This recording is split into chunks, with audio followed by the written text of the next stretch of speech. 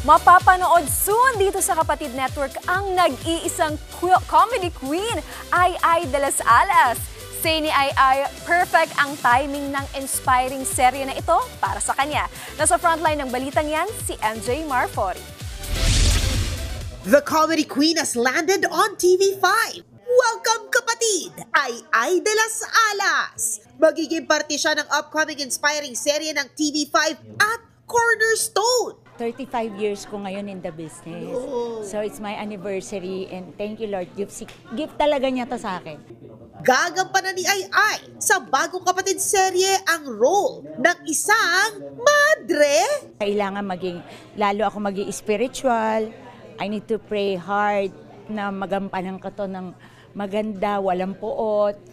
Inspirasyon daw ito ni Ai na kumalma sa life. At para matupad ang hashtag best version of myself mantra niya, lalo't 1 year na since naghiwalay sila ng controversial ex-husband niya na si Gerald Sibayan. Say ni Ai, na-revoke na ang green card ni Gerald. Actually, yung revocation yan is kasi kasabay yun ng divorce ko. Half is ayoko namang maging plastic, half is syempre nagalit ako. Tao lang naman ako, 'di ba? Parang yun yung ganti ko sa kanya. Pero the first reason is kasi kailangan ko mag-divorce. Pero kasama ng divorce is revocation. Sa kabila niya, excited pa rin si Ai sa mga makakasama niya sa serye.